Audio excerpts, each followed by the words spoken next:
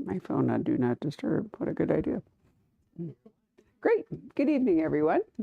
Welcome to our virtual audience. And thank you, all of you people who come out to see Jenn McKinlay, our very own romance, mystery, and whatever star. Right, a versatile author, shall we say.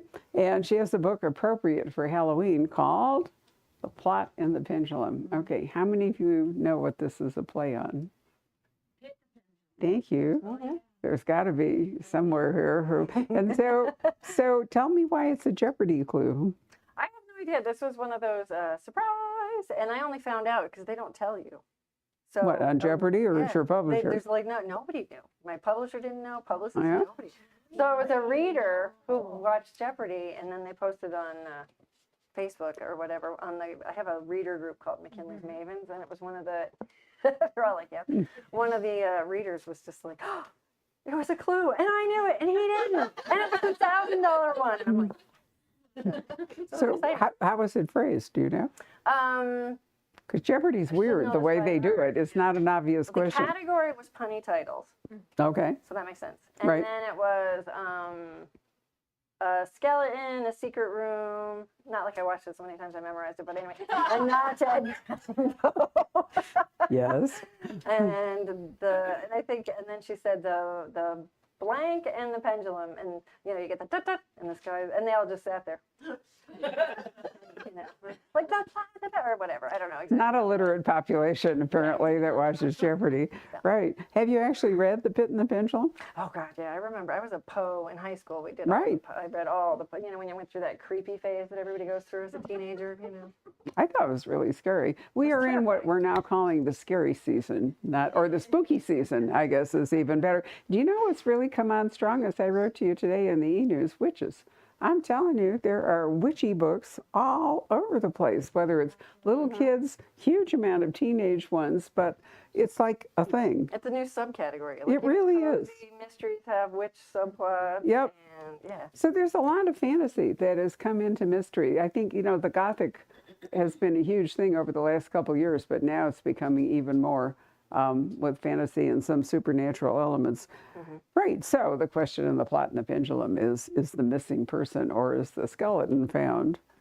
Is it supernatural or is there an actual rational explanation? We can't say that. No, right.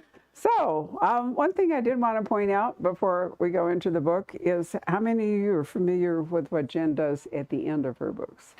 All this extra, well, aside from the excerpt from The Fatal Fascinator, which will be coming out when? January, we get another, a hat shop mystery. Yes. So they revived that because I thought it sort of died. Well, they were kind of like, you need to stop. Calm down or whatever. Oh, you're writing too many books? Yeah, you're writing too many. Settle down.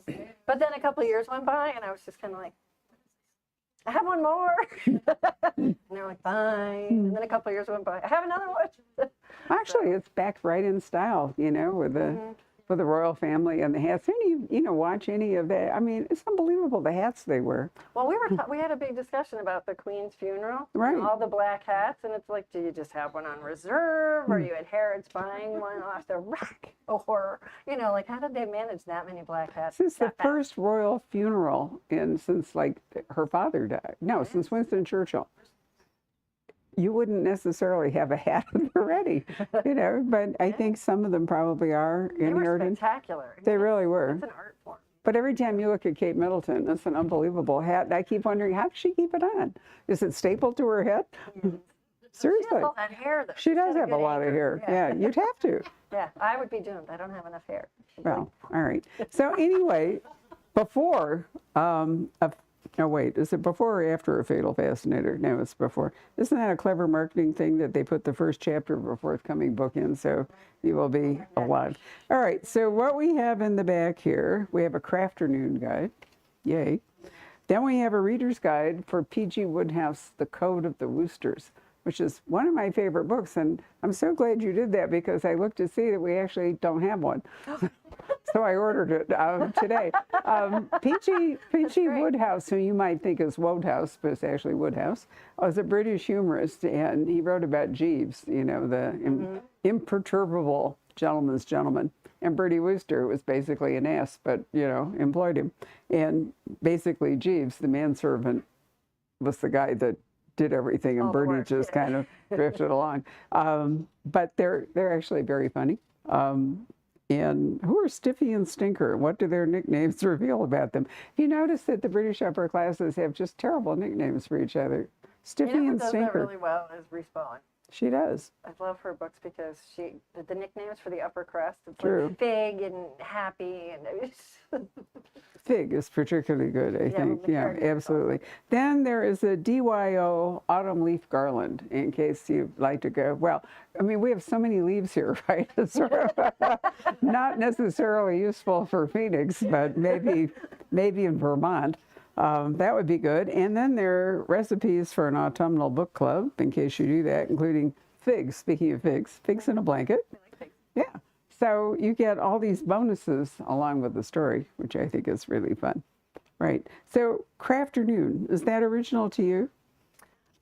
Not me. I actually stole it from some coworkers, and I don't know where. In Phoenix, when I worked at Phoenix Public Library, there was a crew when I was in young adult, and that's what they would do. Well, drink, work on a craft, eat. Drink, work on a Share craft. a book. Those were the requirements. So I kind of took it from the girls and was like, I'm just going to take this, put it in. When I came up with this series, I threw everything I possibly could to sell it because I was still new and I didn't know what the hooks were that the publishers were looking for, and books were on an upswing. Right. Because you had, Lorna Barrett's series and Kate Carlisle, and it was just like, how could I get on that train? And so I thought, well, libraries, I know libraries. And so crafternoon was a thing I knew I could throw in as a little look what we can do, so yeah. So they turn out to be excellent sort of extra staff, which is a really useful thing. I wish we had a group like that here. We may have to work out a crafternoon idea here for the Poison Pan. We are seriously short labor. I mean, restaurants are suffering. Even the Mercedes dealer, when I took my car, had a pleading sign outside, please, or whatever. It's really hard. Pay anything. No kidding. So there we are. But, and while I'm thinking about it, on December 3rd, we are going to have a holiday Christmas party for Paige Shelton, who is here, and Jen, and Kate Carlisle, who's going to come over from California. You know how long it's been since we've seen all three of them together. So you can mark that on your calendar, 2 o'clock on December 3rd. Is that Paige actually has a new book. I was just getting to that. That's the best part. Well, that's right. the best part. So this is the second best part. Yeah, it is. It's an ugly Christmas sweater party. Oh, I forgot about that. And I texted them, was it this morning or yesterday? Yeah, yesterday? I don't know. Time has no meaning. So I'm walking the dogs and I'm like, ooh, I just had a brain-gasm. This is what we're going to do. Ugly Christmas sweater. Yeah. Well, ugly Christmas sweater, but also because in-house we get to see you, and you'll each win a book, and it'll be random. We won't pick ugliest sweater because that seems offensive. So it'll just be, if you wear one, you're in the drawing, blah, blah, blah. But we thought online readers don't get to participate.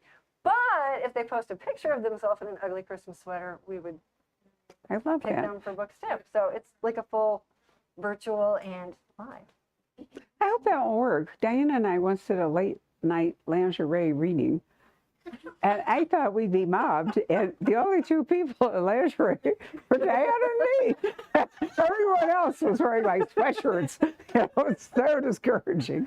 Well, I'm kind of hoping everybody's been gifted at least one offensive sweater I think I got rid of mine, but I'll see what I can do. Speaking also of Diana and Outlander, we are probably having a Christmas party with her either that night or the next afternoon. So it'll be a big weekend. Yes. So she's going to wear an ugly Christmas sweater. No, I don't think so. I think she's in a completely different universe. She's like, I'm not playing that game. So I also wanted to point out, because production is important, that there are these cool little chapter headings, which is like a library card in a pocket, chapter 1. I love that. And tell me a bit about the cover, because you mentioned in your acknowledgments, it's a really cool cover. It's super. I mean, I'm so fortunate. I'm with Berkeley at the Penguin Random House, and we just have the best art department in the world. I mean, they just stellar covers. What I love about this, because you mentioned Kate, Paige, and I, all three of us had a book come out this year. All three of us have a bust of an author on the cover. So I have Poe. You have Poe. Kate had Twain. Yep. And you had Scotty Burns, right? Burns. Yeah. Yep. Well, that's what happens So when you then I was pick trying to literary convince figures, them- you know, it's a Yes. natural. So I was trying to convince them that we should have busts made of ourselves. You should. You know, we could do that. Why don't we have 3 busts line up and they will auction them off at their Christmas party. 3D printer, we could totally do that. You can. Yeah, you could. And they were just going, I love it. All right. girl. So what we have going on here is Jenn's story, so she could tell you this better than I can, but why don't we set this up? Okay, this is the 13th Library Lovers Mystery. Ooh, for the spooky season. Yes, so, and I think as any series author will tell you, you get to a point where you've killed a lot of people. And in the cozy world, it's a very small town, so it gets harder and harder. You know, It's the even though Jessica Fletcher syndrome. you know, yeah, it's like my revenge list is long and I'm only about halfway through it, but that's, you know, personal. And so you have to come up with different methods of murder. You know, I once did a pie chart of how I kill people, and I found out you should probably stay away from me and blunt instruments. If I'm in the mood. I've only shot a couple people. That's true. I'm not a gun person. You're more subtle. Yeah, I like the Right. blunt trauma. And also you can import strangers. That helps a lot, you know, in the community. You don't want to kill off every useful person in If they're well liked, that's a major no-no. Yeah. it really is. Or no animals die. That's the well, dogs anyway, maybe cats. No. Goats seem to be sacrificed though with impunity. So there's no goat sacrifice in this book, but it was possible. I haven't read Ivanovich in a while, although I love her. And she'll be here, actually, on saw that November on the 7th, calendar. Monday the 7th, but it won't be here. It will be at a theater off the food court at the mall. I've been doing our calendar. That's why I go places and people say, well, what can you do on such and such a date? And I say, oh, it's a Thursday. And they look at me like, how did you know? That's because I know what we're doing until March, you know, so I have to all these dates are in my head. I get it. Yeah. But with her, is Rex still alive? For the readers, is he? Okay. See, I haven't read the latest, so I'm like, hamster. There's a hamster and the so I mean, if a hamster can live for 20, you know, It's a genetically modified hamster. robotic. That's right. It's virtual, whatever those seeds, you know, right. Like, that's Computer if she can't generated. even go on CGI the hamster. yeah. Right. Like, All right. So anyway, those are your Sorry. problems. So how do you solve that in this one? So, yeah, so when you have like potential for series fatigue, for me it was, I went back and I started thinking about Poe, and then I do a lot of reading true crime. So the whole runaway bride thing, I saw a story about a woman who disappeared after 6 weeks of marriage, and of course the new husband was the suspect, and then I just kind of take that little snippet, and then I was in a Poe mood, so it was like, oh, there has to be a secret room, because I would love a secret room. Wouldn't you love a secret room? would. Don't we all want a secret room? But we Not don't like a even have panic room, basements but- in Arizona. It's really hard to have a secret room and everything's on one floor. I want it to be nice. I want it to have like a nice cushy bed and snacks. It's not, no panic. I don't want a panic room. I want my own personal lounge that nobody else can get in. Lock the door. But so I liked the secret room idea, and with public libraries, you do get a lot of weird endowments. So that was the other thing. And in this book, the whole reason that they stumble across the skeleton in the secret room is they've been gifted a 12,000 volume collection of very rare books. And I think there's a nod to Twain in there too. It's one of his books that she sees Right. at the beginning. So it was kind of all those elements, and then That all sort of happened. and then they have to solve the 30, because you have to have your sleuth has to be invested, and like, why would she care if there's a skeleton 30 years old? It's like, yeah, she didn't know them. I mean, usually they have to know the victim or their friend is a suspect. But in this case, she was shut out of the library, and they had a limited time to acquire the volumes. So it was like she had to, solve the murder, figure the case out so they can get the volumes to the public library. So I had to give her an investment. So that was kind of. So it actually begins when a person arrives at her library and wants to make a gift of a fabulous library from a mansion in town that is occupied or has been occupied by a very old lady, so nobody's been in it. I want to tell you, that was the one line in this damn book I really resented. Let me find it. I was so pissed. You give a description of this woman, and so she's like Methuselah, and then you say, she must be just 80. And I'm thinking, Jesus, Jen, you've known me all this time. 90 I could accept, but I was really offended. Clearly a typo. I certainly hope so. I was so, well, anyway. So this old lady, it's a personal affront. I have to do a talk for the Barrett. I have been invited to do a talk for the Barrett School at ASU, and I can talk to them about running a small business, but I'm really going to talk to them about how to view aging today, you know, as compared to, I mean, when my grandmother was 50, she was an old person, you know, and here I am going to be 82, and I don't think I'm an old person. Not at all. You know, Really, you really did not. too. Nonetheless, I think it'll have an impact on, and the other thing is that people's lives and careers change a lot. You know, it used to be you worked for, I mean, when I was a kid in the 50s, you know, you got a 30-year job with IBM, right? That was the deal, and everybody did that and retired and whatever. It's not like that anymore. No, So, started a career at 55. My aunt, what you're saying reminds me, I had an aunt who has passed, but she was visiting me when my boys were little, and she was talking about a friend of hers. She lived in Wickenburg, and she said, you know, our friend Jim passed away, and I can't get over it. He was so young. And I was like, oh, you know, I'm sorry. How old was he? 89. And of course, I was 32 at the time, and I'm like, but I thought, what amazing perspective, you know? So True. It's your perspective. I'm still looking up the key phrase here, but I've been only taking my sulking since cupcake. Saturday when I read this. I'm only going to take a cupcake that's Oh. Well, I'll find. When you read it, think of me, okay?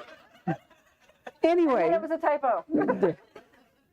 Anyway, this gentleman appears and makes this offer. And, you know, if you're a librarian, which various staff at the Poison Pen are, John, who will be, there he is. John, come join us. You don't have to work. The cupcakes are out. What we all know is that a gift of a lot of very expensive books is not necessarily a bonanza for a library.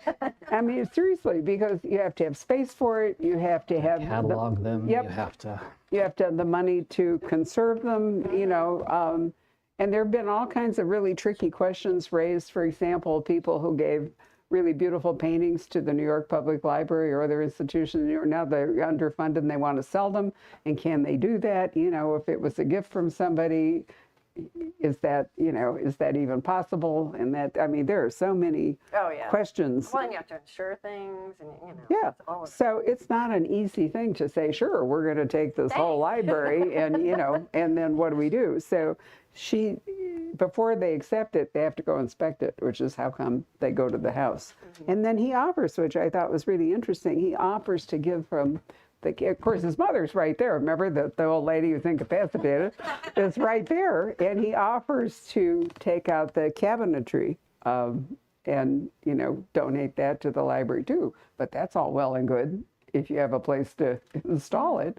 But, you know, does that mean you're going to build a room at the library? Right, And where's the funding coming from? Yeah. So, you know, it all sounds great, but it's actually a very complicated question. And in the book, she even considers, because her backstory is that she was an archivist. So this is where there's a little push and pull for her, Right. because these are first editions that are amazing. They're obviously well preserved, you know, most of them. So it's like, but I want it. The book Yeah. cover, I want it. But then there's a part of her like, well, maybe I should give it to Beinecke, you know, at Yale. But she ends up keeping it or trying. Well, right. So, you know, is that going to be a wonderful thing for this little town? And can they, you know, will it bring people in? Will it be a tourist attraction? Will it be a scholarly center? I mean, there are all kinds of questions. But generally, if you're going to accept a gift like that, you want an endowment, you know. And I didn't remember that there's an endowment. Maybe there is. No, I kind of did an end, but that's why he was giving them the equipment to Finessing the endowment. Huh? like, I'll give you the shelving Right. too. And so while they're in the house, in the process of examining the library, They find a secret room in the library, mm, and then they find a skeleton. You know, it's right, pretty and it goes, right, So so we very can't, Halloween. it is, so we can't really tell you much more than that, right? So I'm going to step aside now that I've conveyed my irritation, and You know, I John, walked in, and she's like, I really enjoyed this. I did. I just you know, pissed about that one little thing, but the rest of it was great. And I really like the Poe, you know, I think Poe is, today, Would you say he's an underappreciated author? He's a complicated author. Well, yeah, Yeah, that's what certainly it is. that's true, but Yeah. I don't know that people know. One of the things that's been so interesting about the pandemic is the huge rise in reading classics. I mean, we only had a very small classics section here in the store. The other one is self-help, which I'm still with a huge self-help section now. Barbara, if you worked in a public library, you would know self-help is popular. You're right. The Library of Congress was no preparation for the self-help department. But anyway, I think, we all think about like the Murders in the Rue Morgue or something, but there are other works by Poe that I didn't think are nearly so well known. Maybe The Pit and the Pendulum is one, The Fall of the House of Usher, Oh, so creepy. I love that. right. Yeah. I mean, he was, Cask of Amontillado. it's hard to know what Poe was, possibly a drug addict, probably insane, or not insane, at least manic depressive. I don't know. I mean, Self-medicating, probably. yeah, lots of different things. But that's true. Many creative people are on some sort of spectrum somewhere or another, and self-medicating. And, it's hard for us to think of it sometimes, but drugs were accessible to anybody. You could go down to the drugstore or anywhere. Most of the patent medicines were alcohol, Cocaine. or they were cocaine. Yeah. Yeah, in fact, if you go to Peru today, the first thing they do when you arrive in Cusco and check into the hotel is they hand you cocaine, because it revs up your system so you can survive the altitude. So they give you coca leaves to chew on, and they make you coca tea and all. And it's such an adjustment if you started at sea level and go up that high that it helps your body do that. So lots of cultures do that. Anyway, for you in the cookbook. Thank you all very much for putting up You with me. don't. See you later. They- Oh. Okay, maybe I really am an old lady at 80. Oh.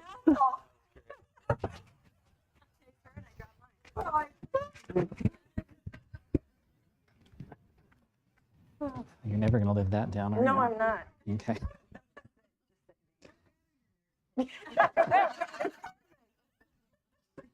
I didn't offend you with the cookbook. I have to know. No. My question for you is, you've conquered fiction. Yes. Are you gunning for Ina Garten now? Is that your next? If I get to go to Italy, that would be fantastic. That's Stanley Tucci. Oh, you're right. Yeah. No. Ina, where's Ina? Where's she just? East Coast, like Connecticut or something. Been there, done that. Okay. Why a cookbook? I mean, you have recipes. I and do. they'll be I think right it came from the readers. Thank you. They were tired of ripping them out of the backs. Yeah, the books? like I'm stumbling over they're in the back of every book. But I get it. It's you have They are 4 or kind of 5 hard to recipes. like. Well, it's mass market, Yeah. so it's like you could get the ebook, but then you're on your iPad. And I don't know about everybody else's, but mine will time out. So you're cooking away, and then it goes blank, and then you got to log in, and then you're cooking away, and it goes blank, and then you got to log in. So I think the readers just really asked, and then the universe sometimes takes the wheel. So a lot of readers had mentioned it, and I was like, yeah. When I get a minute, I'll go bake all those cupcakes again. Because when I'm writing the cupcake books, it's usually, sitting there saying, what do I want to eat right now? And cupcake. It's bad breakfast choices, yes. And it'll be like, oh, I want a mojito cupcake, that'd be amazing, or I really need chocolate, so it's going to be, or I want chocolate chili. So I just write in what I want to eat in that moment when I'm writing. And then at the end of the book, I have this list of all the cupcakes that I mentioned in the book. And then I pick the ones that I want to actually make. Develop. Yeah, and then I do a trial run in my kitchen. And I only do one, and if I mess it up, I'm like, eh! Close enough. I bet you I just need more butter. It's fine. So I kind of throw them in the back of the book because, we're always under the gun. And then, weirdly, I hired an assistant because social media was just getting to be too much. And I needed someone to take over the giveaways and Is this a the recent readers development? groups. What Your was that? assistant? Is it Yes. recent? So Oh. this is my assistant is my So co-author. people get answers to their emails now. Yes, so people Okay. actually get answers to these. John has waited. Hello, are you out there? It's like, yes. You know what my problem is with email? I answer in my mind, Ah, and then I think I answered you. mhm. And then John does a hello, and I'm like, Well, no, usually I'm too polite, so I wait 3 weeks. And then say, he's very good. It's like TikTok. But so that's my biggest thing is it's like I'll read somebody's and I'll be like, oh yeah, that sounds great. Move on to the next one. It's like because in my head I told you yes. But so anyway, I hired this assistant, Lori Wild. Who Oh, you know, yeah. recommended her. She said I have this great assistant. She'll take over your social media, your giveaways, because giveaways were killing me. It was Yeah. just like I was trying to give away every Wednesday, you know, because you get so many books as an author and they just accumulate. You're repurposing them. Yeah, so I was Yes. trying to like, you know, outreach to readers and stuff. So I hired this fantastic person named Christy Conley, and she took over my social media. And we were like a house on fire right away. And then I started following her Facebook. She's a home baker. Oh, So she was baking cakes and cupcakes for people. And so we just kind of were like, we do a cookbook. Well, she's a force of nature. See, I'm the kind of person who's like, yeah, we could do a cookbook. That means we're going to sit on this and think about it for 4 years. Because I'm writing books and, you know, you're busy with other authors and me. So I was kind of like, yeah, it sounds great. And then I finally put together the list of recipes thinking she would sit on it, like, you know, for a year. Something like, oh yeah, these look great. I could do. No, she took like a week off of work and just baked everything. oh. Like, I can't even imagine what her neighborhood was like. They must have seen her coming. Like, when I was a kid, it was like you showed up with a bag of zucchini and people ran. Poor Christy was probably like, coming down the street with cupcakes. People were like, no, I'm kidding, it's cupcakes. Yeah. They probably tackled her. But, so she baked them all and then took photos, you know, did a great job, and then sent them to me. And then I sat on them because she sent me all that stuff last October. And I was like, oh, yeah, yeah, okay. But then I started looking into self-publishing, and it's gotten so much easier than it used to. Oh, yeah. I mean, amazingly. And Barb will tell you, because she had to guide me a lot, too, about different things. But I didn't want to give it all to Amazon, and that's definitely the easiest way to go, is to just have Amazon publish your print cover and your ebook. I But didn't know they could do that. Yeah, they do print now, too. Yeah. So, see? But I was like, I don't like letting one person have one business. So, and they're doing fine. They don't need a So I was like, all right, I want to do it with a different print publisher. Did you go with Ingram? So I went with Ingram, Yeah. who all library people know. So I did it with them, and they were great, and it was pretty easy. I made a lot of mistakes. I learned a lot. And my cousin is actually a book designer. And if I'd had more time, I would have just been like, here you go. I didn't have time, and he didn't have time, so it's fine. But it was like, you know, taking the recipe that Christy had then given me all the notes on, like, literally, this is paste. Are we missing something? And I'm like, oh yeah, a cup of yogurt. Oops. So really, if you're going to make the recipes, you should do them from the cookbook, because she vetted all of them, baked them. And there was one thing she said, I tried to turn this into cookies. It was so bad. She's like, they weren't very good cookies either. I'm like, that was the one that was missing yogurt or whatever. But so yeah, so between the two of us, we had the cooking and the pictures and the recipes, and then it was just kind of a figure out picture and size of font, and then we went through the recipes to make sure that, because this is the other thing, there's 4 recipes for cupcake mystery, roughly, sometimes 3, sometimes 5, sometimes average 4.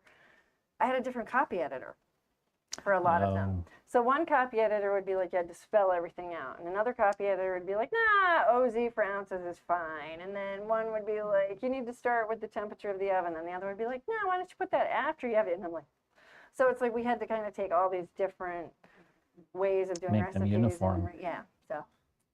Was it easy to get control? Did you have control of the recipes, or did Berkeley kind of say, let's make a they deal? were really generous. Well, because I was kind of like, it's just a marketing thing. It's not for profit. And they were like, so, and I'm lucky, the cover designer I have is amazing. Yeah. And basically I said It echoes to the her, book. Yeah, I said to her, I said, these are some covers from the series. But Try to make in it no way look- is copyright infringement. Yeah, I know. I said, just give it that vibe. And she was like, I got you. So she's amazing. I do novellas, and she does the cover art for those too. Yes, you are doing novellas, aren't you? That was your first foray into self-publishing, 'cause it was- indie publishing, whatever you call Yeah, it. that actually, yeah, I think that actually did start it. I did those and I thought, okay, this is doable. But that was like motivated out of spite, so that's a whole other thing.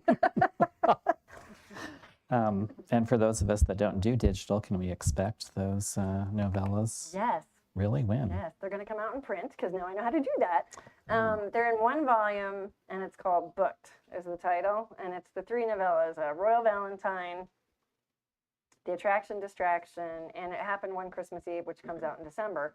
So they'll put the 3 of them together, and then she and I talked about the cover, and I said what would be super cool is if you could have a bookcase with each of the 3 novellas facing out, and then the guy and the girl. So that's the so you know that you're getting the, like I trying to tell you, it's not a new book.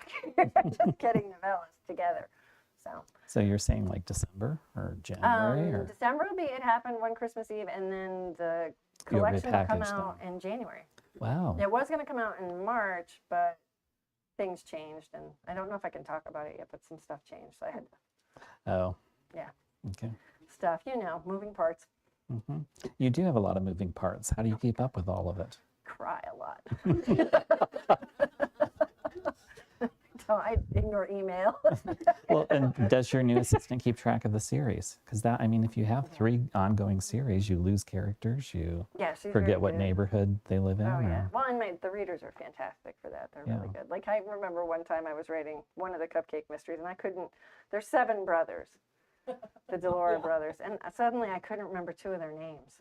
I mean, and I was like on book 10. I mean, it was embarrassing. It was just like, and then I thought, well, I could go look it up. Nah, Facebook. Dude, who can name the 7 brothers? And then it was like, I know, I should have given some away. I don't know if I did. I think I was just like my eternal gratitude. But before we open it for questions, because you have millions of devoted fans online that are hanging on your every word, except Barbara. I know, who's apparently mad at me. Takes the heat off us here, so thanks. How do you stay current with library stuff? You worked in libraries, but things change I in know, the and business. sadly, most of the people I worked with have retired. Wow. So you make stuff up? Yeah. No, I kind of keep, my husband still works at a library, so I've got a hand in that way. His is more academic, but, and I had a lot of younger librarian friends, so I'll reach out to them every now and then and be like, what's shaking? But it's a different world. It is, and it isn't. How long have you been out? 6 years, 7 years? Okay, so you're 7 years into recovery. Yes. I'm 8 Yes, years, and so, now when you hear about the book bannings and everything, it's like, why would you go back?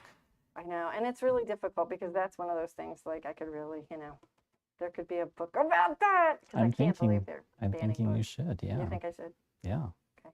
There's Readers, book there's a lot of banning. motive for... If you're online, let me know if we should tackle book banning or not. Before we turn to questions, what's next? Because I know there's a book I'm looking forward to next year. Summer Reading might be the title.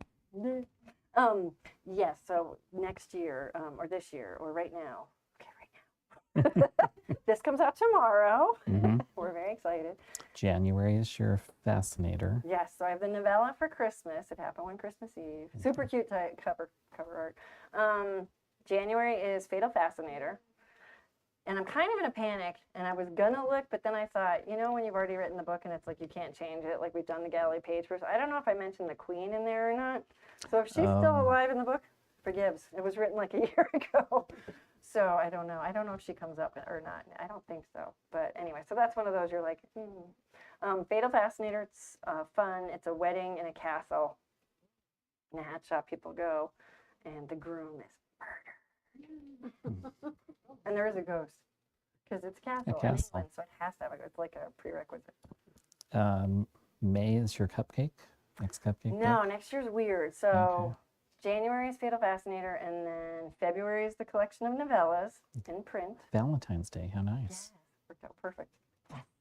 So that's it's 2 in January, I guess. And then I'm not going to have a cupcake book out next spring. Oh.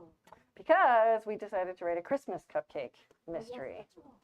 So it's called Sugar Plumbed Poison, and that one will come out in the fall. And then in the summer is my next women's fiction, which is called Summer Reading, and it's a dyslexic heroine with a hot guy librarian.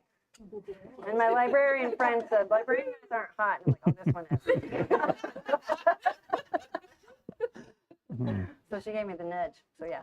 So is your holiday cupcake thing going to bump into your library lovers thing? No, How because do you library's schedule going to get that? bumped. It's Yeah. like, There's geez. no library lovers next year. Oh, I know. okay. But it'll come out in January. So just a few months later.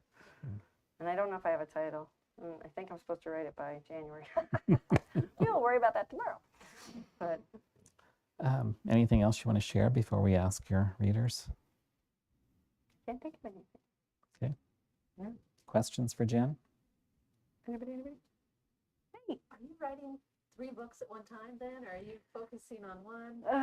I'd like to say I'm not, but this is like I'm in a weird logjam right now. So I'm writing the next women's fiction, Oh, which is called To Be Read, and it's due November 1st, and I'm on page 15. Yeah. And I I'm think you going meant to say Ireland. It's page set in Ireland. 215. Yeah, so I've got to kind of leverage. I'm leaving for Ireland on Oh, the end of October. And I'll be gone for a couple weeks to do research. So I'm kind of going to be like, well, I can't turn it in before I do the research. Literally, it would be like totally wrong. So yeah, so I'm writing To Be Read, but right on the heels of that is the next Library Lovers, which is due January 1st. So it can come out January 1st of 2024. So just a few months later than it normally would. And that's going to be weird because then right after that, I have to write the next cupcake book so that I can get back on the spring schedule for the cupcake book. wow. Is it about a year when you turn? Yeah, right now because there's been printing and paper and ink issues. Somewhere, I can't remember when because everything's a blur, my editor was just like, hey, can we move all your deadlines up 3 months? I was like, sure. And now I'm like, oh, that's not working out. So, yeah, so it's been crazy. So hopefully everything's going to level out. Like printers will get back to where they were and paper and ink will start arriving on our shores. And, but right now it's just they need so much more lead time to get you in the queue because there's so many spots at the printers. This Yeah. trial that's been going on between Penguin Random House and the Department of Simon and Justice Schuster. yeah, because they're trying to acquire Simon and Yeah. Schuster, and Penguin's my publisher, so I won't weigh in because I'm not Stephen King. But and nobody cares what I think. And there's a new Stephen King cookbook, just to bring it back to you. No, Yes, it's no, sir. Okay. up front, We'll yes. discuss. Yeah. But one of the things I read in that trial, because I'm not on Twitter, but I've been reading the little Twitter snippets about that. I think it's over now. Yeah, I think you were kicked off Twitter again, weren't you? No, well, I voluntarily kicked Okay. myself off because it's not healthy. But 58,000 original things are published, like traditionally published a year. Mm-hmm. So when you think about it that way, it's like these, writers all have to get that spot at the printers. And when the printers all went down, it's like there was less and less printers. So, we're all fighting to get in there. So if you turn your work in a little bit earlier, you have a much better shot of releasing it. On time. Yeah. Yeah. So that's the plan. But And where do audiobooks fall in? audiobooks are, I love them.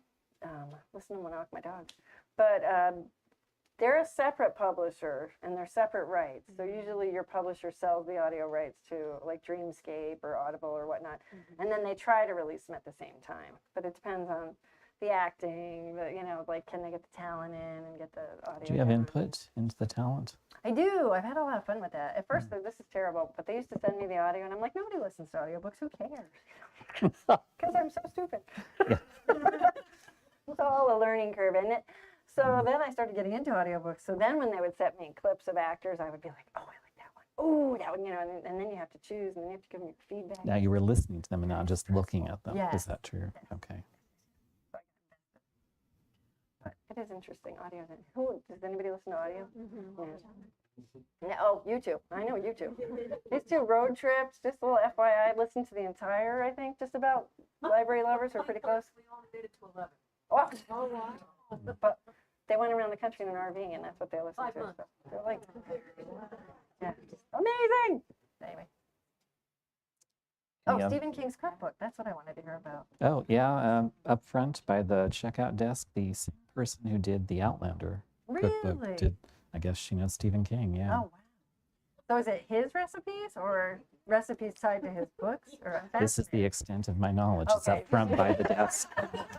Just walk yourself on over there and look at it. You're confusing me with someone who worked in a library. You answer. Recovery, I forgot. Sorry, my apologies. So is Halloween a big deal with you and your family? It used to be. This year I'm traveling, but I used to be the weirdo who had like the skeleton in the yard, and my next door neighbor actually was the best. He got into it like, I mean, we got into it with just pumpkin lights and, some skeletons and, standard fare. But when we walked by his yard, he made it a graveyard, and then he put in headstones for all of us, his family, my family. I believe mine read, "Here lies Jenn, stomped to death by a gaggle of librarians." So yeah, he was stupid. I think I have a picture of it. So yeah, I love it. But yeah, the neighborhood we used to, you know how your neighborhoods transition? We used to have all the little kids. We'd go through 10 bags of candy. It was just madness. And now it's, we don't have as many. So I think we're like in that downturn, and then it'll come back. But Yeah, I love it. cyclical. Yeah, it is very cyclical. Other questions for Jen? Chris? Hey, so you mentioned novellas that you wrote them out of spite. What do you mean? I thought I was going to fly into the river. Okay, so this goes back to audiobooks, hilariously enough. The whole novella thing exists because of audiobooks. My agent is always looking for extra projects for me or different things I can do because I produce pretty quickly. So keep her busy, keep her out of trouble. You're So like my- a yeah, my hyperactive child or something. Yeah, it's all my son would call it enrichment. Have to keep up with enrichment for mom.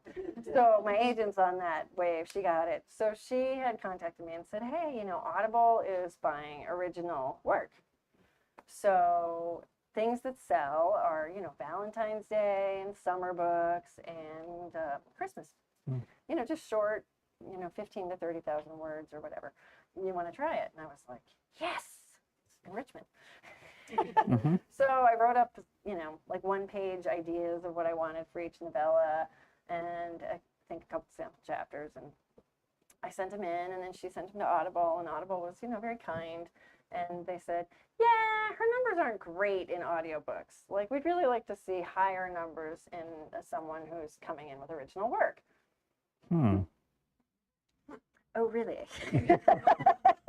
Well, so that's what started it. I was just like, can I do my own audio? I mean, I wasn't going to do it because nobody needs to listen to me.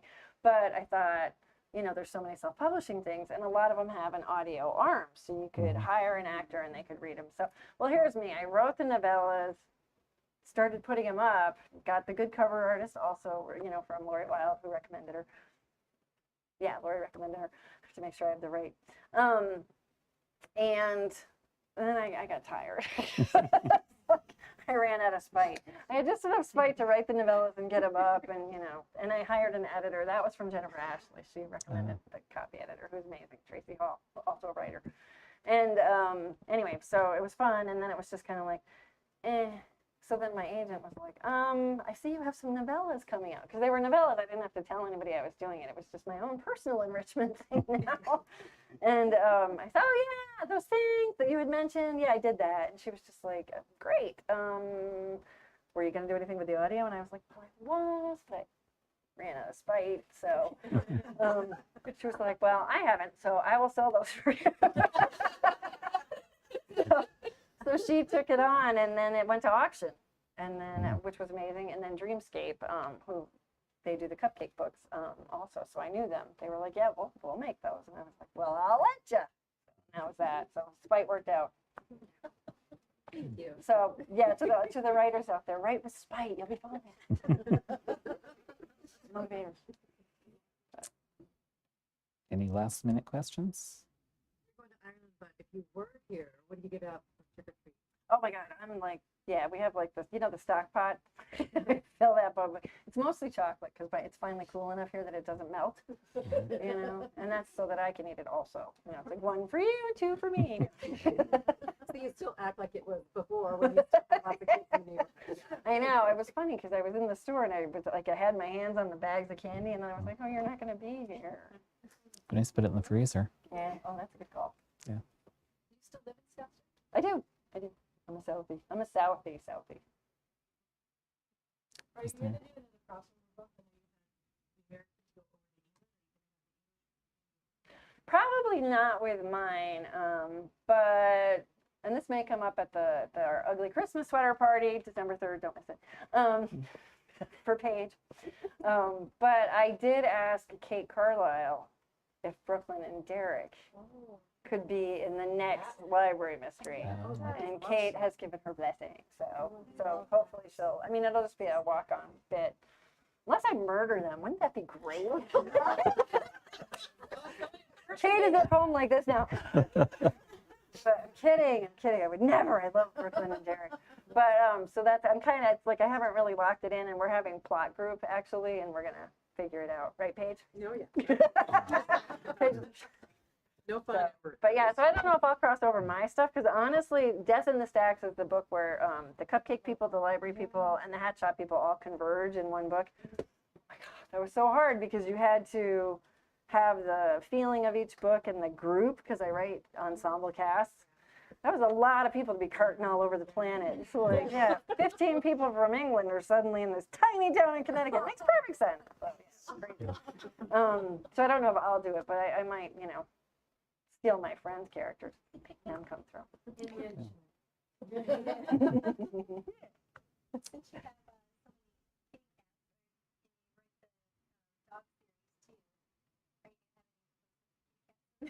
I feel like it. Yeah, I was talking to somebody earlier. For those of you who don't know, it's like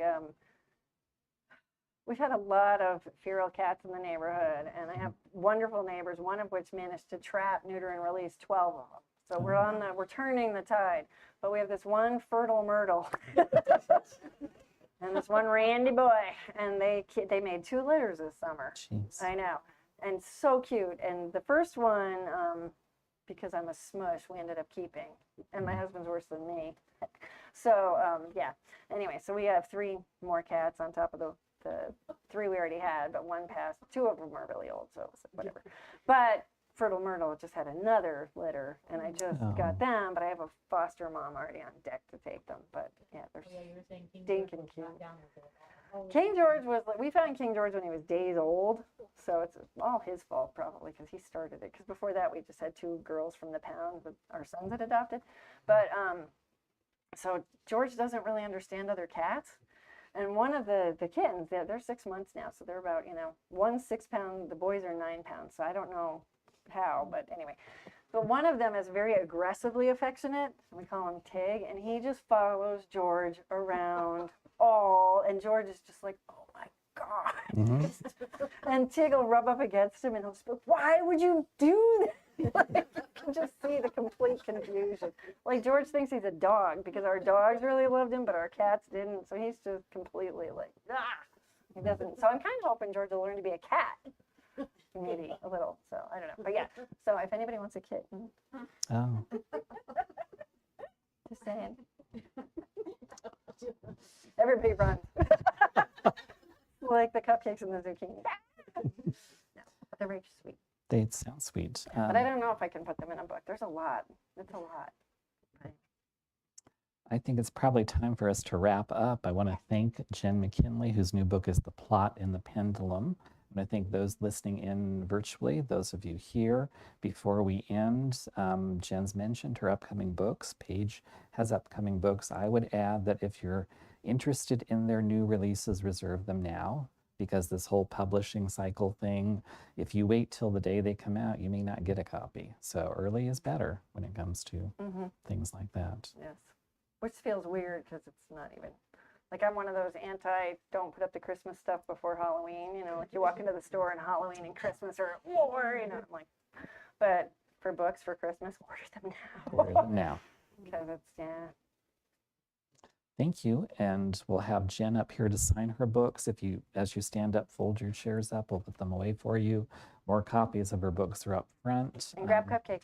Yeah. While they last, they're from her cookbook.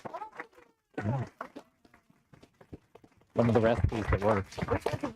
Snickerdoodle. You did Snickerdoodle. Ooh. And I have sugar all over my kitchen now. Sorry. Jeez.